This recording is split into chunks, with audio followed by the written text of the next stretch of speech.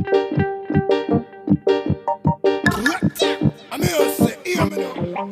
here we are, episode 41, cuz way down there. How are you, mate? Hello! Can you hear me? Wow. I can hear you, cuz, I can hear you. Now, we've got two very special guests today. Thank you very much for coming. I'm going to let Jack introduce you both. But thank you very much for coming in, taking up some of your time. I know you've already had a little bit of time in front of the camera already tonight. So, Jack. So ko te me tōtai ke te mihi runga rawa. Nana nei a mea katoa ki tō mātua te rangi. Ko ia te atua o te Abraham, i haka, me Iakopo, me tana tama i Hukaraite, me te Wairua tapu, he kororia, me te horona ki a rātou. Ke te mea ki a kaurua, rangatira, ko tae mai te tautoko, te kaupapa, ko ke te tama, ko ke te rangatira. Ki te tautoko te kaupapa tēnei hōtaka, so nau mai, su mai a, matala mai o ao, whakarowhalahi mai, nō reira tēnā tātou katoa. So yeah, really exciting. I mean, it's probably one of the episodes I've been really looking forward to. Before I get you guys to introduce yourselves, Leah, can you open us up with a prayer, please? Sure, love to.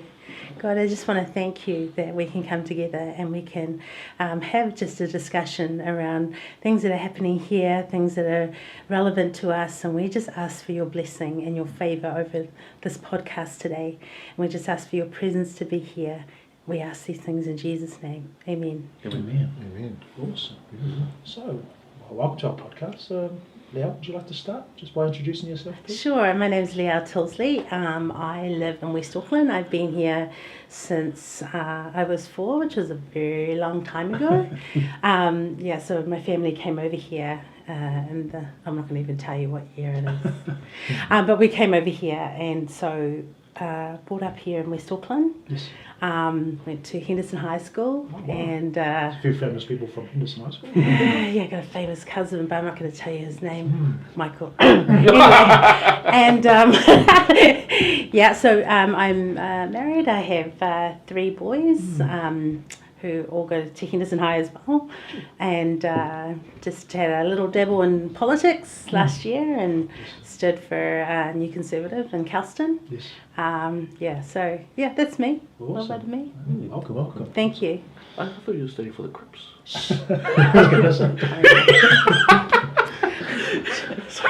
Anyway, I'm going to put myself out of the general view. I have my jandals by the way. Anyway. Oh, well, whakarewhātu, thank you so much for having us here. You're really awesome. Very nice on the... I thought the mihi was a little... I don't think I'm that big, but my family came over, part side, so I'm Tongan, Niuean, English and Chātaua Ngāti Raukawa, so I've got all those links in there. Love every single one of my bloodlines and cultures. Probably, I don't know, married, couple of kids. Yeah. And probably for the last couple of decades I've been working with at-risk youth and their families, and so I guess a lot of the things of why I am the way I am now is a combination of perhaps atonement, my work that I've seen in the field, and then maybe my grandmother and my mother's input into my life. Yes. Yeah, so I guess that's where I'll be. Awesome. Can I start by asking, are you still the leader of the New Conservative No. Party? Oh, No, I left around about, I left a bit earlier, but I announced it just before the passing of the year, Yes. so that it would be less dramatic. Yeah. Okay. Yeah. And I guess, is that how you guys sort of connected through that party? Is that we how did. That sort of come about? Yeah, me actually coming into the party. I saw the lineup and I thought, where are your Pacific Island women? Yes. And then once I got in, I'm like, that's why. No, I'm kidding. Actually, to stand was quite an honour for me, but also very difficult in that place. Yeah.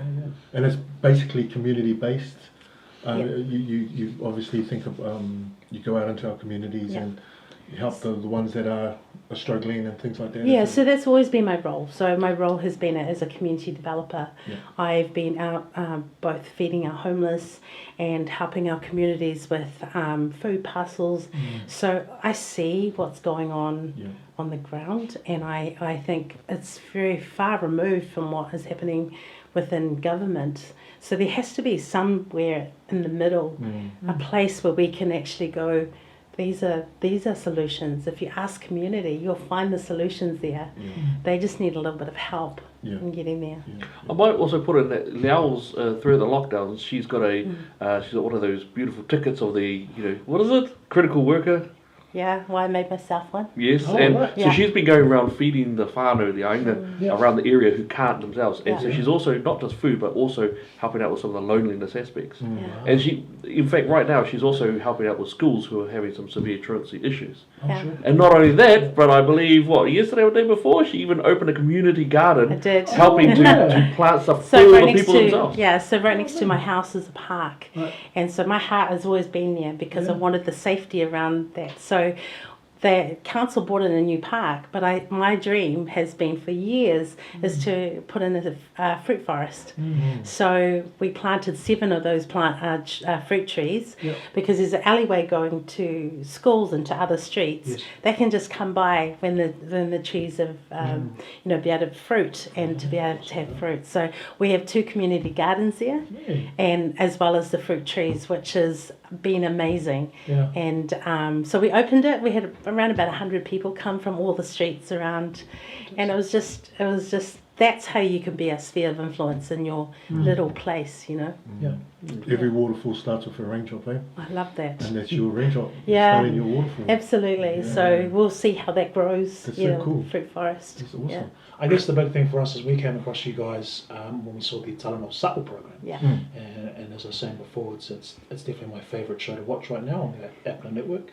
I've found in just the 7 or 8 episodes that you guys have produced, there's so much wisdom and real discernment within those programs and information definitely that I like our viewers or audience to know. But how did that sort of show come about? What was the sort of process I'm going for to that? start with you. Yeah. Start with, I think we just had a conversation, didn't we? I think we did, eh? Yeah. Yeah. I don't remember. Oh, jeez. It was only February, wasn't it? Yeah, I know. It wasn't that long ago. It wasn't like it was 10 years ago or That's anything. not the I think, but correct me if I get anything wrong. But we're talking to Roy Collins, who's the APTA, sort of the guy who's leading the charge back to bring APTA back to its glory. Yes. And he loved what we were also talking about, and so he's been quite a quiet sort of big supporter. Yeah, so he is. when we sort of finished the election campaign, he asked us to sort of come on board, have a little bit of a chat, and then we started to have discussions with him, and at the same time we're having discussions amongst ourselves about trying to start up some type of media company organisation, because as you know, the media that we have in New Zealand is mostly very far to the left, or at least extremely woke. So those ultra media like yourselves, like Left Foot Media, the Right Minds, those ones are small and fledgling, Yes. and we hope that they can grow bigger. So we thought about that. Yeah. He Out of that- thought about that because he invited me. He said, "Come Oh, on, yeah. just check this out." And I was like, "Okay." Oh, did you just have a look? Next minute. That's exactly what happened. That's a show. Oh yeah, that's right. Exactly. I didn't even know I was going to be part of that. Well, that's right. I said, no, come Come and have a just sit conversation. down And then he listen picked to the Talanoa. topics, and I was like, so I was like, Resonated, and that's how it kind of Yeah. See, organic. organic. Very Yeah. organic. I guess the cool thing as well, the third amigo, your third co-host, Fluoride. What was it like to have him? Because was he born in America or born in He was Samoa? Western Samoa. Born in Western Samoa, but They raised- based up in America and then came to New and then Zealand. came to New Zealand. So, yeah. And he's actually helped with both the Democrat and the Republican parties. Yes. So he's got quite a fascinating insight He does. into a lot of that, and Yeah. of course he did some wonderful work during South Seas, Yes. doing health and going to schools. And, Wow. I might have to get his number off you. Yeah. Yeah, would love I'd to. love to have him on. Yeah. Because just listening to him has been been really insightful as well. So He's nice and he's a bit more relaxed and They're last good year. even though you guys have got a nice. It's a nice combination. Oh, good. I'm Just glad you complement say each other that. well. Yeah. am I like the blood steel? Yeah, Pretty you much. really are. We are both in the middle. So I'm just like, oh, someone needs it's to be just Judy in the middle. you know, the angel and the... Yeah. It's good to get a female as well as a male perspective. Oh, on stuff, totally. right? You know, so 100%. it's I always love good. this. I thought male-female social construct. What do you? Wow. No, you can't say that, What's can this you? Yeah. I was just- We talked about, it was interesting because, and that was again one of the reasons that I started looking at you guys' work. Last week in our podcast, we did talk about Te Hurihanga Nui, which is the Ministry of Education document and the framework, which has basically brought critical race theory here to New Zealand. I'm familiar with it, but I didn't know it was actually in New Zealand. I didn't know it was, and that actually forced me to have a conversation with my son's school principal because, you know, again, Patrick and we have our Balangi privilege or our Pākehā privilege. We have a bit of Danish and Scottish and Irish, but like yourselves. Yeah. And I think your boys Yes. as well, right? Scottish, yeah. Scottish, Well, it's myself, I'm Scottish. It's your Scottish boys are side half more. American. Am I the English one here? I'm Long shanks. There you go, long shanks. Sorry, we've got our Kispalangi here. Well, like the true colonizer. There you go. Thank you. But again, it's sort of being made aware of it actually being in New Zealand, but sort of, and I know that's sort of one of the areas that you guys touch on, but can you sort of give us your perspective on how dangerous it is? Because I think it's very dangerous. Yeah, I Race think theory it's nearing. I think we're starting to move towards an apartheid style system. Yeah. I don't think it'll get to the point where it was so expressive as the South African apartheid system. Sure. But already we're seeing things poke in place. For example, the hospital waiting lists. I will get there ahead of my wife simply because I am Tonga, Niue, and Māori, not because I'm Palangi. But it's quite a scary thing to watch in front of your face. All of the institutional laws and policies starting to shift around the idea that a skin colour requires a certain power to be given to it by the government. We've only ever seen it in places that it moves into death, brutality, cruelty, and history is replete with those examples.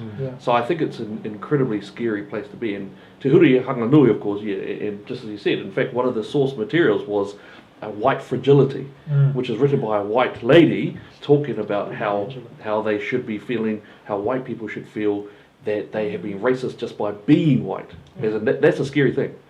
To be racist simply because you are a particular skin colour, you think about what that does to a 5, 6, 7, 8, 9-year-old, which That's of course what's being taught to, Te Hurihanga Nui even goes before that. It goes to early childhood. So you're teaching white kids, any non-Māori, non-Pacifica kids, that they are actually somehow guilty of things that they have no idea about at their time and have no experience of it. And then on the other side, you're saying to Māori, you're victims, and then to Pacifica, you're secondary type of victim. And so when they bring up the words such as mātauranga and whakawhanaungatanga, they are perverting these words of what they used to be to weaponize it against non-brown people. It's incredibly dangerous. And it reminds me of when you had apartheid coming out in 1948, I think it was 1948, when the Boer government brought it out. You actually did have a subset of other Boers, white South Africans, saying, this is absolutely wrong, you should not do this, apartheid is absolutely wrong for the people. It feels like that.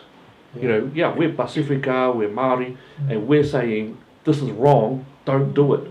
And what I'm utterly afraid of is that in 50 years' time, the history books are going to look at New Zealand going, this is what happened to these people, they chose this way, and then we had increasing brutality and separation of power.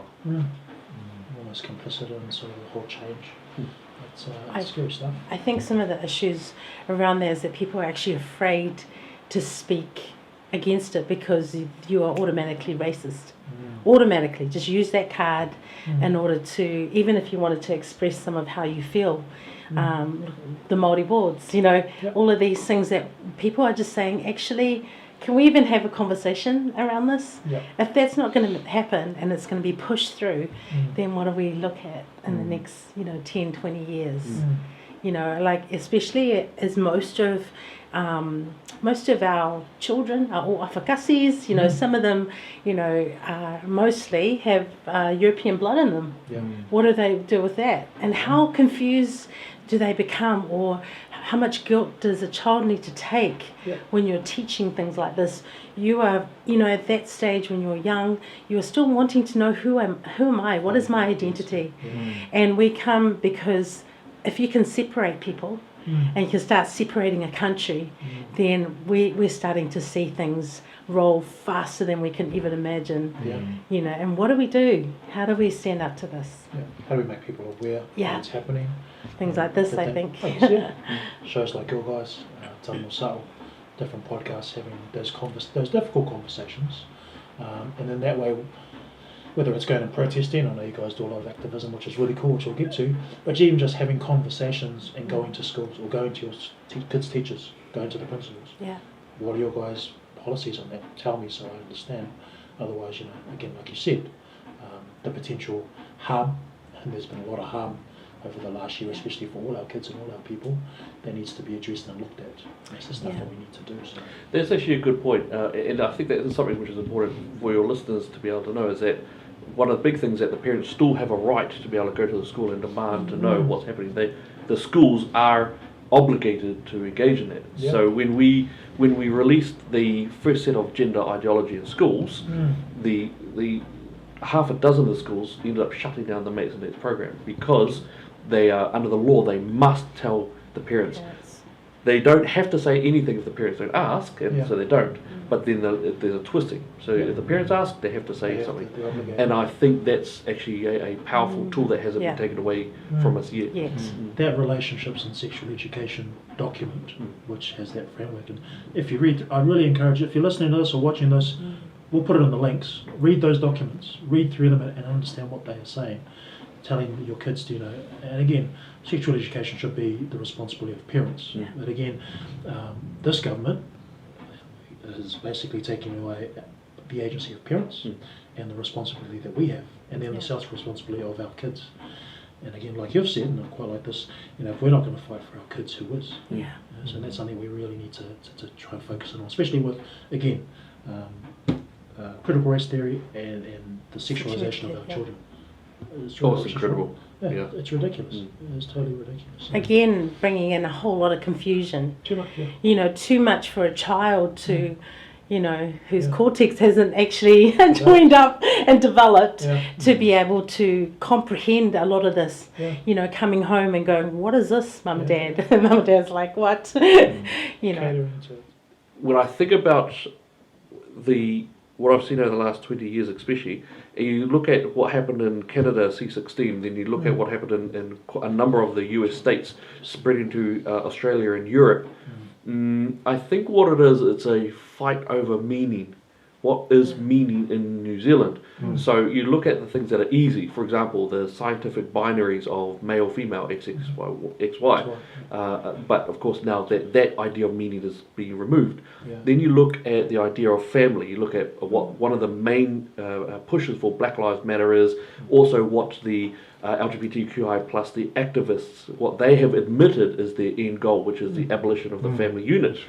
So when you look at a lot of these raft of ideology that are coming through, it's not so much the us and them. I mean, that comes out, that's pushed, but underneath that there is a existential crisis. It's a fight over what is meaning. You know, where are boundaries to be removed, to be taken out. Ricardo Menendez, he has just now pushed for sexual inclusivity, as in people should not be brought in on visas. They should be able to be sexually open and have sex with anyone, even if they're in a quote-unquote marriage.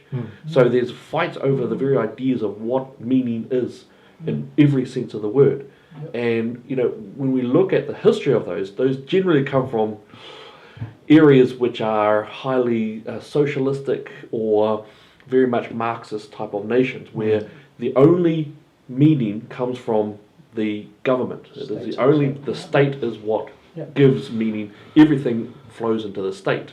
Of course, we've got a party here now who is the most strongest statist type of party that we've ever had in the history of New Zealand, and they've already started to change the deeper laws of New Zealand and policies, and of course they're set to continue very strongly now that they have power. And they're doing it quite sneakily too, or they're changing. They a lot. were Now doing they're it sneakily. 2017 they were doing it sneakily. Yeah. But they were. Now they are rolling hard Oh, right. because who's going to stop them? Stop them. You have no check or balance in Parliament currently, bar one, and no one will use that one that would keep it in check. That's the Governor General. The Governor General can take a whole big representative of the Queen and actually abolish the Parliament. It will never happen because they're mates. Yep. So you've got a situation now where the hardened leftists of the nation, they are in control, and there's no check or balance. There's nothing. They are your hate speech laws, your unprecedented transfer of power to such a small minority of people of last year, the gender ideology, the pure form, not mates and dates, which was there, but the pure form that came in August, Te Hurihanga Nui, the climate change element, the carbon free in 2035, all of the elements. No one can stop them, and I think this needs to be really well known to your listeners as well. Is that you can't stop them. We talk about worst case scenario. We're in it. I mean, abortion. Yeah. New Zealand now has the most brutal abortion Tell us law about the in the partial Western birth culture. abortion stuff.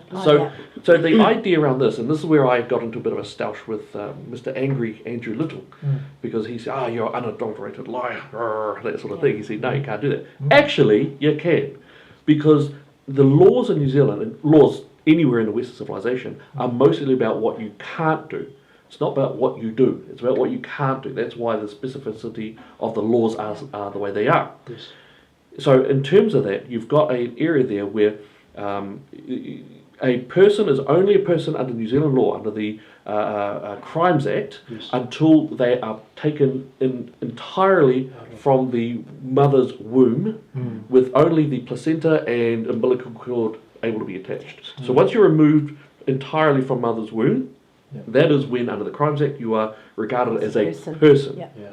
Before that section, under the abortion laws, you can absolutely be killed as long as it's being done under an abortion operation. There is no problem whatsoever. So this is where it gets half, because under the law also, if you kill a baby who's in the womb, you can be held responsible. And then right underneath it, that's when the subsection. This does not count if it is under an abortion law. Wow. And so absolutely you can kill a baby while they're halfway out. You can have a partial birth, abortion, absolutely fine. Yeah. Oh, and don't forget, no painkillers allowed. Yeah. They have now They they've also squashed it, made the didn't born alive rule, they've now made that quite grey, Yeah. where it wasn't before. Yeah. So everything that they try to at least please at least give them painkillers. Yeah. At least have a prevention. They didn't even allow for sex selection. So if you've got some of the cultures out there who say, I only want a boy, don't want a girls, it's absolutely fine to go off to the abortion clinic and now get health practitioners, no longer doctors, to actually sign off on killing the baby. Wow, that's dark. Yeah. Very dark, especially in With the what we Westerner. call a Yeah. modern westernised nation, right? We're the most brutal now in the entire Western world. We're the most brutal. And we discussed around a new bill coming in that you can't be 150 metres from an abortion clinic if you're wanting to, help some of the young girls who have are wanting to change their mind, but there isn't any other way. For people who stand there, talking to Voices for Life who have saved a few of these girls from having abortions.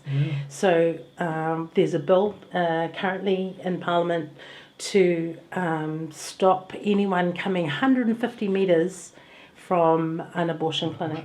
But this is the thing that we've discussed. It's not just about that. It's about silencing any voices that will help or be there to, it's come under the guise of, if you're picketing violently, how you'd imagine. But most of them actually just stand there and, pray for them, or so and then again they're wanting to silence our conservative Christian voices. A real shift away from those Judeo-Christian values that have basically influenced 100%. civilizations or society. So The world is very strange right now. It's there's a lot going on, Yeah. and it's happening quite quickly, and it's unfolding with right in front of our eyes. And people like yourselves are obviously trying to make that stand and trying to stop it. But it's a tidal wave almost, isn't it? It's interesting because you think about, what this virus has done. Has it changed our world, or has it exposed what was there? Do you know what I mean? So we could have just continued living our lives like everything was fine, but actually it's uncovered things, even about ourselves. Who are we? What purpose do we have? Yeah. When you start to think about, maybe a couple of years before this, what were you doing? Where were you? Were you enjoying your life and just, from one moment to the next, and then we have a whole year of, going partly locked down and Makes us realise how close we are to chaos, right? yeah. You just have to scratch the surface just a and little that's, bit, and that's what we and do. it unravels what we think is quite a Yeah. stable sort of controlled life. That's right. But the reality is it isn't. We can be shut down straight away by a government. Yeah. We can be, our whole economy can start to capitulate basically on itself because it's unable to work as a economy. Well, we've had our small businesses, most of them have been, Yeah. shut down. I have my cousin who had open hairdressers, Yes. and he had to shut his one in Auckland because we just kept going back and forward into lockdown. Yeah. And it just was no longer sustainable. Yeah. So he just kept his business down in Wellington because we just seem to, whatever happens, we just lock down Auckland, And New Zealand's built on the back of those little mom past stores. Yeah. Well, it was. Was. It was until they were basically pushed out of. But even in Business. lockdown, they shut down the small businesses. Yeah. Crazy. They opened the liquor store. Yeah. They opened the liquor store and the vaping stores, Yes. and they closed down our mum and dad stores with fruit and veggies and Yeah. that we can use for our immune system. Yeah. By the way, and open up these stores, and the big countdown. They thrived on that. They did. And this is the craziness of, are they going to be taking over the whole economy of food? Yeah. Yeah. These are the kind of the questions you have to kind of ask. They're almost being answered, they know, right? That it's almost blatantly in front of us that this is what can happen and probably will. And the lockdown just up and down like a piano scale. Yeah. It's so quick. There's no. Before we used to have a little bit of warning, and then it was just like we're locking down tomorrow. Today, another Fully vaccinated. Or fully vaccinated. Fully vaccinated. Yeah. Just yeah, at St. Luke's, haven't they visited St. Luke's just here up the road? Oh really? Place of interest, what do they call it? Place of contact, close contact.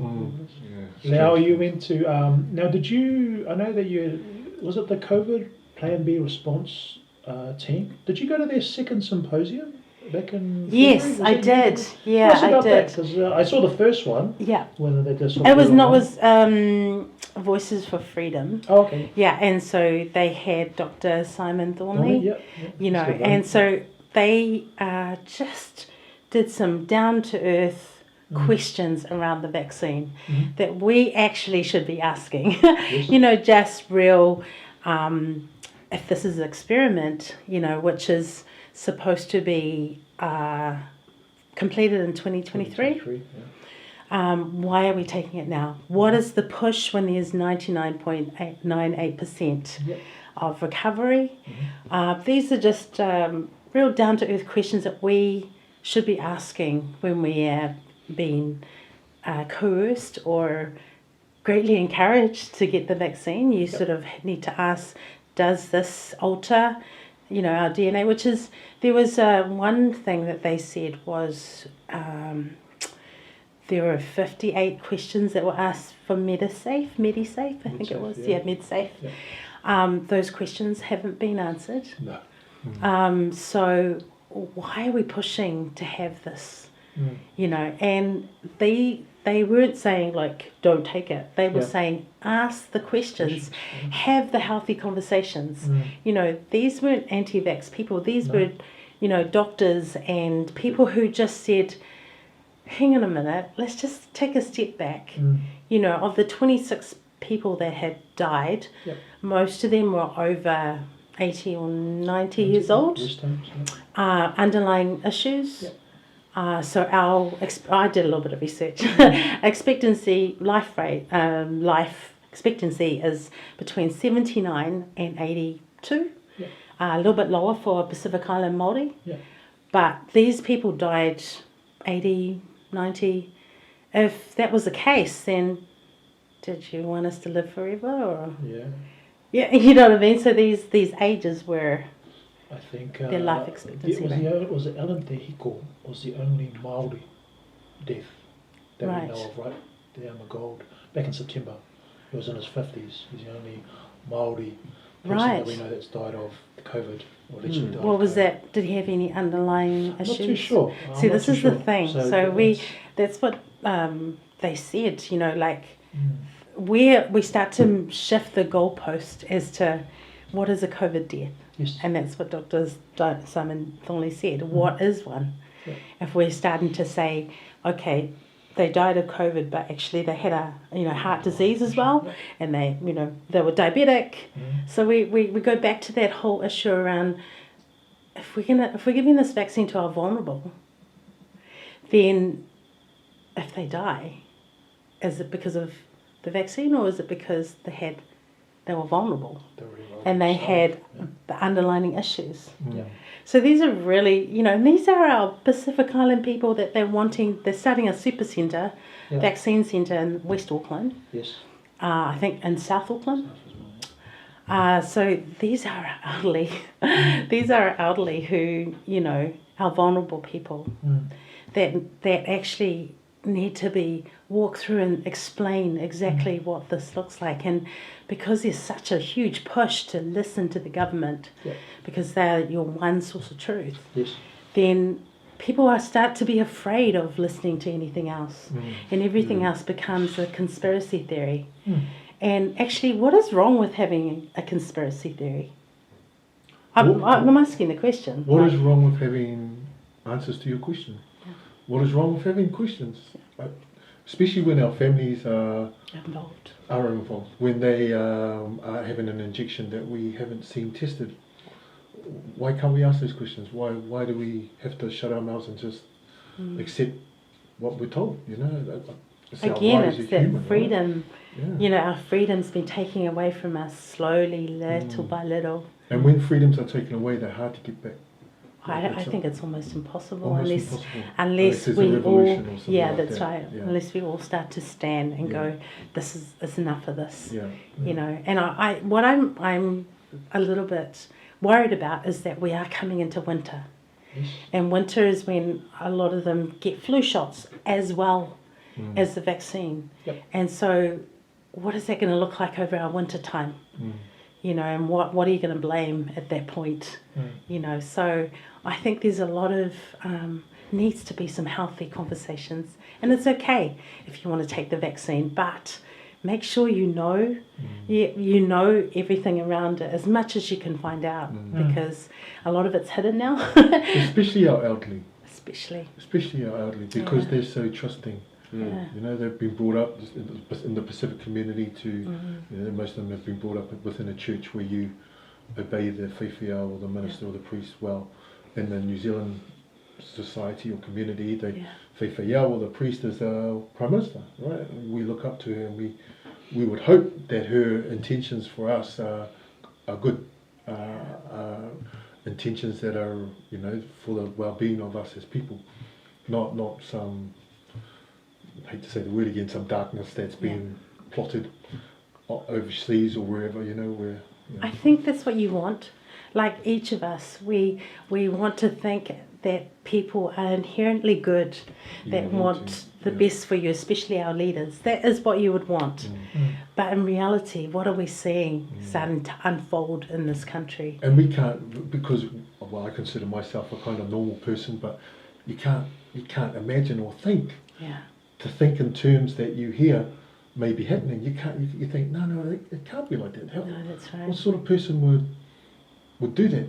That has some power, that has some influence. You know, personally, I've looked over the years, different movies that have come in that have just, I don't know, almost dropped the, I mean, The Matrix is a good one, you know, we're just like a red pill, like, you know, they've dropped little hints about some of the stuff that's happening. I'm like, no, surely not. Well, you want to see what's going on as you watch The Simpsons or Family Guy. They predict all sorts of stuff. That's pretty But right. it's because it's comedy, we're like, oh, it's hilarious. Yeah. And then you look back on it because now we have YouTube and that, and you're like, my goodness, they said this 10 years ago. I mean, I've never watched The Simpsons, but I did see a caption Wait. of... I've You've never in my watched The life- Simpsons? No, Wow. not in my whole life. I'm so sorry. I never had a TV growing up. Like, seriously didn't. Wow. But I did see a caption of Donald Trump coming down Yeah. the... It's That's the only caption. I'm sorry. Sorry. Man, so there's no point talking to you about like which season 3, season 5, which was the best one, and how the later was like, fine. Well, speaking of The Simpsons, what about old Hank Azaria, who played Oh, Apu, yeah. basically coming out and apologising For... for doing his Indian accent and playing an Indian character when he's not Indian. Oh, is he not Indian? No. It's like blackface, I guess, Because, but yeah. just with the voice, huh? Well, he's got a few faces. Yeah, he does a lot of He voices. does a lot of voices. But how long has he been doing that voice? As long as The Simpsons have been going, right? 30 years. 1989 it started. And what, so once Tracy you Ullman? apologise, like, where Yes, does it go from there? Like, just keep where does it apologising. stop? How? When do you stop apologising? Do we think the amount of, I guess, vaccination hesitation from people has a lot to do with people finding out that people are actually dying of the vaccine? Yeah. If we listen to the CDC and the VAERS, so the Vaccine Adverse Events Reporting System in America, Yeah. which is CDC, and this is their details, telling us that I think now close to 3,000 people have died of the vaccine, Yeah. or the equivalent in Europe, which is Jura Vigilance. They're reporting, I think, close to 5,000 people. That's only the ones that have been Have been reported. So when people Yeah. are saying, why are people hesitant about getting the vaccine? Hmm. Because people are dying of the vaccine. Oh, actually, I would say statistically no. I would say it happened before that. So when you look at some of the studies that went out before we even started hearing about deaths from, whether it's Pfizer or if it's the Serum of India or if it's the AstraZeneca. AstraZeneca, they had about 40% of healthcare workers who were refusing to. We know also that there's about 70% even before that who were expressing grave issues with it. Yeah. In my own circles, I've got a couple of circles of mates who are healthcare professionals and a couple of doctors as well in there. Almost all of them do not want to take it yet. Yes. So they're not saying no, they just want to step back. Half of them are pharmacists, pharmacologists, but they are not keen at all. So, and unfortunately, a couple of doctors have had to have it, but they told me on the down low that they never wanted to. Yeah. So the question is, once you're vaccinated, does that stop you from getting it? Of course not. No. Do you know what I mean? So why are we rushing this? Like if we were to look at, okay, let's just space this out. Wait till 2023 when it's done. You know, there will be people who may get COVID, but 99.98%, I keep saying, have a recovery rate here in New Zealand. But I don't want to take it either. I'm sitting back, I'm waiting. Me and my family, we're all sitting back and we're just waiting for a while. But I will say that you do have places like India, and you've got places in Europe as well, even in Brazil. The fact is, people are dying hard, and for whatever reason, and they are scared out of their wits. And so I do understand that they want anything that's going to cut down the amount of deaths. And the fact is, I'm trying to think of which nation it is, but I think, oh no, it is India. So India's been able to bring down those numbers to about 200, whereas previously it was in the thousands every day. And so I'm not opposed to it, and I don't want to take it really, but I can understand why some elements are saying let's. So what about like the alternatives? You know, the things like vitamin D, vitamin C, hydrochloroquine, which were banned in our country. Why did we ban those things when... Well, we banned them because they were supposed to be for other people, and we just didn't have the supply numbers for it. So I can understand why we did that. I think that you should have the freedom to choose. I hate green passports. I hate the idea of saying that you have to get vaccinated before you can travel. I think it's real problematic. I can understand why, for example, the hydrochloroquine, which was more for malaria sufferers, that they were struggling to be able to get their stuff because suddenly the stocks were running out. I think it's in tonic water too or something, isn't it? Well, you can get an inert style. Yeah, it's in tonic water. Because that's what they used to drink. That's where tonic water came from, apparently, was when the British soldiers were in African jungles. And they were getting malaria, but they found that the tonic water actually stopped them from doing it because it included that supplement or whatever. Hydrochloroquine. Yeah. Right. See, two things I think is maybe we're giving Jacinda too much credit on what she's able to do, and we have no idea who's the actual puppet masters and pulling the strings, because it's not really just New Zealand, is it? It's the whole world has been hit hard by this COVID thing, right? And to Jacinda's credit, we are doing a lot better than most countries, right? We are still reasonably free. To our geographical credit, yes. At times, I'm not giving too much credit here, but there are some days where I'm wandering around thinking like I'm back in 2018, 2019, and then I walk into Countdown and you hear the hello. Your own voice. Yeah, that's probably my own voice in my own head. But the other thing was, what was I going to say? There was something about the vaccines. We are meant to be in the midst of a deadly pandemic, and yet a lot of us, including myself, including Jack, including you, sir, we're willing to wait until the other people. If this was if this was really a went for an I Am Legend sort of outcome. Deadly pandemic, I'd be at the front of the queue, man. I don't know if you remember when the Wuhan first got exposed to this virus through the bat. We all know it came from the bat. Of course but it did. there were people. Of course it did. Wink. There was video footage of people walking along the streets of And Wuhan, just dying. dropping dead. And I saw that. I was like, oh my gosh, this is going to be terrible. And then there was another dude. These guys would happen to be there, and they'll pick the body up and they'll take him away. I'm like, oh my god, this pandemic. But now we're at a stage where, we'll wait till those people who really want it, and not need it, but really want it. Let them have a go first, and I think they were in lockdown for like 14 days, and then they went back to normal life. And this is where are we? A year and a bit down. Supposedly started, right? The Wuhan. Did you see the New Year's Eve picture Party? from Wuhan? Mm-hmm. Oh, In a party, was it? Oh, they were party with Huge thousands. Hard. Thousands, yeah. They had fun, man. New Year's Eve. Yeah, New Year's God Eve. bless them. Oh, yeah. Yeah, I mean, they're just like, we're just going to get on with our Thumbs up. lives. Yeah, we'll just get on with it. Yeah. And for the rest of the world, you Yeah, can yeah. suffer. Well, you're not going to call it the Wuhan virus because Oh no, you that's can't say racist. you can't say China. That's Can't say racist. that, that's racist. But you can say the South African virus, the South Say African Brazilian variant. You can say that. The You Kent can- variant. Yes, UK yes. variant. Yeah. Not the Chinese Not variant. the Chinese variant. Oh, of course. Well, I think they're trying to move out of the storyline now, aren't they? Yes, Next door, yeah. but they have supplied all the masks, and Yeah. they've done everything they could to help. Got their money. Yeah, Yeah.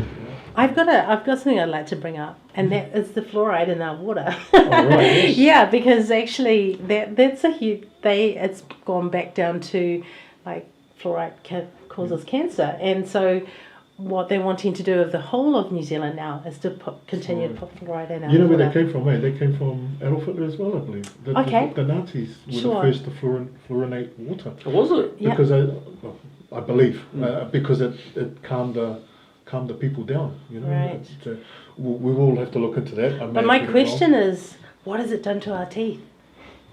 Has it strengthened everyone's teeth? Oh, Do we need dentists? I have seen data. That I'm okay with. That lends credibility to it helping the teeth of those children who just don't brush their teeth. Oh, really? Yeah. So from the low socioeconomic, generally the regional low socioeconomic areas, that it does So actually assist. Yeah. Probably high concentrations of Māori Pasifika. Yeah. So it's the same study on what fluoride actually does. Oh, I mean, I think fluoride. We know. I mean, the chemical compound and the overdoses of it and I think. No, that's good. Hey, tell us about this this march that's happening on Anzac Day. So Anzac Day, we are, because for the last year and a little bit of the year before, we haven't been able to honour our servicemen, Yeah. you know, and except for Elliot, who just went anyway. Sneaky. As we did. Yes, I is. He made it Well, I did go to the Papakura one. Oh, there you go. Yeah. So they are wanting to first honour Anzac, but also against the vaccine. So there's going to be a march down in, well, actually I thought it was at the museum, but I think it might be down in RTS Square. Yeah. So yeah, I don't know how I ended up being asked to speak, but maybe I have too much of an opinion. Not sure. Might be the Scottish side of my family. Nothing wrong with that. But yeah, so that's going to be on Sunday afternoon. Yep.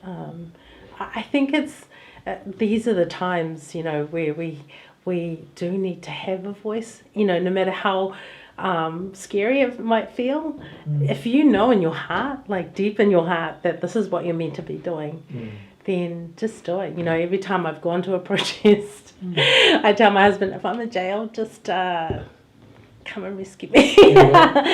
You know, I've talked a lot to my boys around, you know, what protesting looks like, and I've often said to them, if I don't stand up for you, you know, I want you to look back and go, my mum and my dad stood up for me, for us when we needed them, you know, and that I think comes down to the very core of actually, if you're standing up for what you believe in, then it will strengthen your children. Your children will see this, and they either go one way or the other. They'll go, no way, I'm not going to be following that, or they'll go, actually, this is exactly what I need to do. Yes. So yeah, so my youngest son, he goes to one of the high schools, the local high schools. He did a speech a couple of years ago called "School is a Cookie Cutter." Oh, okay. Yeah, and he stood up and he said, like, my Pacific Island brothers and, you know, who are creative, they are vocal, you know, they speak, they use music and art. He says, when we come to school, you cut us out, and this is how you want to produce us, you know. And it was actually quite riveting to what he said. This is what you're creating us to be, when we need to come in and bring who we are, you know, bring our culture and the strengths of it to be who we're meant to be. And I'm thinking, actually, this is what we need to do too. Like, when we stand as Pacific Island people wanting to make a difference here in New Zealand. You know, we're not Māori, we're not Chinese. Well, actually, you're a bit of everything. But you know what I mean. We stand in the we stand in the strength of what our culture is. You know, we're a joyous people. Samoan people are very, and we laugh at each other, and we laugh at ourselves. You and the tongues are pretty good too. You know what I mean? And we have so much strength. As Pacific Island people, we are not, like you said, always, we are not victims. We're not victims. And so, you know, celebrate who we are. Celebrate that we're joyous people. Celebrate that we can laugh at each other. You know, celebrate these things that make us who we are. And celebrate that we look out for each other. No matter if we're 100%. Tongans, Fijians, you know, Samoans, Māoris. We are all people of the Pacific, are we not? So that unites us no matter what. Oh, 100%. The ocean, the beautiful. But even our white brothers and sisters, I'm married to one, so like, you know, we look out for them too. They're a part of this, you know, they've come from other places as well. So What you said there, it reminded me of a quote from a hip hop artist that I listen to. His name's Immortal Technique. He's very political, but he's also he's quite controversial. Wow.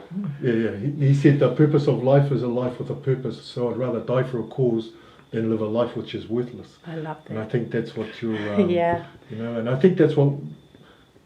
One day, I think we all have to make that decision. You know, what do you want to do? What sort of life do you want your grandkids to live? Yeah, you know, I'm alone or together. I will just keep walking this path, and I'm so grateful for being able to be part of New Conservative, and you know, meeting amazing people who have that heart, you know, to actually go, this is what we're standing for. You know, not all of the policies I agree with, but you know what I mean. They actually brought the platform where I could stand on and go, you know, because a lot of people when they go to vote, they don't tell anyone. They just, you know. but because we were actually standing, we had to make it public that we were standing, you know, and that actually created in me so much more strength than I ever could imagine I had, you know, and I look back at and I go, actually, this is where God is. This is the pathway that God has given me. And these kind of platforms here have been incredible. Talanoa Sa'o has been an amazing place to be, even though he was like, hey, just come and check this out. And there we were, both sitting there having this, actually, I don't agree with you. You know, and that's okay, you know, having these healthy conversations. And I pray that, you know, even with your podcasts, that it will continue to grow, that people will start to listen and actually take on board some of these questions that are healthy questions. You know, what about our immune system? What about, you know, all these things that God's given us? That's what we use. We use our mind. We use our spirit. We listen to our spirit. You know, all the giftings that God's given us as Pacific Island people. The thing is, I was just thinking about this quote, and it's that the two most important days of your life is the day you were born and the day you found out why. You know, and I think once we have come to that, you know, I think it is a very real fear, you know, especially when you think of your children, you want to see them grow up and you want them, it's a very rare fear. And actually this is a good thing to talk about, because we probably have never talked about this before. I've had a few messages that have given me... Okay, but I you know what, I feel like God, you know, I always feel like, I feel that there is, you know, we don't wrestle against flesh and blood. We don't wrestle against that. And, you know, the weapons of our warfare are not carnal, but they're mighty in the pulling down of strongholds. And, you know, I always feel like when God steps in, you know, he's like Lord of the Rings, you know, when the king comes back, you know, it's just like this. He comes and he comes with, you know, he brings things and he arranges circumstances. Even us being alive this long, you know, we don't know when God has saved us in all these different areas. We will ask him probably one day, but we don't even know, even coming to this moment, the things that he has saved us from. You know, that even if as evil gets more rampant, you know, the light only can shine brighter in darkness. Do you know what I mean? So I guess when it comes down to it, like, you know, Jesus was a man of sorrows, you know, acquainted with grief. He was a man who lived and walked that. Why wouldn't we? Do you know what I mean? Why wouldn't we? You know, He suffered before we suffered. He did. And so I think in the conclusion of it is that he knows our beginning and he knows our end. It's a worthy thing to die for. Freedom in our family. Yeah. Nothing more noble than that, right? No. And our beliefs. Yeah, 100%. They'll always know, no matter what, that you fought for them. Hey. Sorry, it was a bit sobering. You? Talanoa Sa'o. Have you even talked about this before? Have we even... Oh, there you go. You got the exclusive. Jesus, take the wheel. I'm sure he's already got it. True. Yeah, true. He's in fourth gear now. Brakes, please. Jack, anything in closing off there, cuz? Yeah, just again a big thank you to you both for coming on and sharing some time with us. Like I said, I'm a real big fan of Talanoa Sa'o and the Apna Network and all the important information and conversations that you guys have on there, and of course all the other things that you guys are doing as well. I don't think this will be the last time we see you. I'm hoping you guys will come back, and we'd love to have you back in the future. Quite looking forward to hearing what's going to happen with Pacific Way. By the way, that'll be interesting. But again, thank you very much for coming, and as I said, we really appreciate sharing some time with you both. Thank you. Thanks for having us. Anything in closing, guys? Is there anything you want to finalise, or close off, or clarify? Not clarify, but just thank you for having these conversations. It's not often that I have these really kind of deep conversations with people, because it's not always easy to even start a topic, and you know, to be able to be this far down in it, and it's quite freeing to have this kind of conversation. So thank you so much to you both, And thanks for having us. Oh, you're more than welcome. Yeah. Like Jack said, we're fans of what you guys put together and what you guys do. It's very professional, and it's great to look at and listen to. And it's brown faces, you know, ones we can relate to, talking about things that maybe us brown faces don't really talk about, you know. Yeah, sure. And it makes us think. You might not agree with all of it, but at least it makes you think, and you can look into it and discover yourself what's going on there. So thank you guys for coming in. We really appreciate it. We're humbled to have you here. It's been a fascinating conversation, and really admire what you guys are doing. And like I said at the start, I think, you know, how we think, you can sometimes feel a bit alienated or alone, and it's always good to come across kindred souls and people that think along the same sort of lines that you do, so you don't think you're stupid, so you don't think you're a wee bit weird, or how did I come to that conclusion when the majority of the people around me are still thinking another way, you know. So it's really comforting for me, and I'm sure it's comforting for Jack to know that there are other people out there like us, if you know what I mean, that are thinking a little bit differently to the mainstream. And you know, I'm looking forward to what happens in the days to come, and I'm sure it's going to be a battle, but I'm sure it's going to have a great outcome at the end of it for all of us that believe a certain way. So thank you very much for coming. So glad that I met you guys. I'm very humbled. We've had a few notable people here, and no disrespect to them, but I've probably learned more about myself and about who we are as people and where we're living at the moment from you two than anybody else that we've had on the podcast. We're a very humble podcast. We're not, you know, but we're always seeking information and knowledge and different points of view. So thank you very much for coming. Jack, did you like yourself? Anything else? Oh, yeah, just whakaoelahi to kōrua. Thank you so much for having us here. It's exciting, and you've already said quite a bit about the fact that sometimes it feels like sometimes we're fighting in the battlefield, but actually there are pockets of us out there, and the resistance. The resistance. So, but no, thank you so much. In actual fact, soon we'd like for you guys to maybe jump over and have a bit of a session with us over at Talanoa Sa'o. Official. Yeah, official. To be honest, Jack is a lot more knowledgeable and wiser than me. He's probably better to have.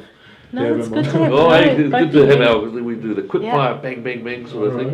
But I have warned you. And you're right, you've had some awesome guests on the show. Yeah, you have. So we feel quite humbled to be out here. So no, thank you so much. And it's really good just to feel that actually you're right. There are kindred. There are those of us who don't just yep. We don't just do that. So it's good, and it's indicative of the strength of the Pacifica that we are able to be thinking of ourselves. And actually we were talking about the election, the Samoa election, how actually for the first time you've got a wonderful inspiring area where people themselves have risen up. They're not just doing what they're told to do. 25 and 1. But I think it's exciting. So thank you so much for having us. Thank you, sir. Thank you. Awesome. Well, I guess I'll close with some prayer, and that's us. Let us pray. Father God, we thank you so much for the time that we've had to share with Elliot and Leao this evening, Lord. We thank you for bringing us together. Lord, we pray over them and their families. Pray that you'll watch over them, bless them, help them to continue to get their conversations out there through their program, Talanoa Sa'o. We thank you, Lord, for them and that they are actually brown faces with our views as well. So, Lord, again, we continue to pray over them, bless them, and we thank you for all these things in Jesus' name. Amen. Amen. And as I always close off, all love, no hate, whalaia.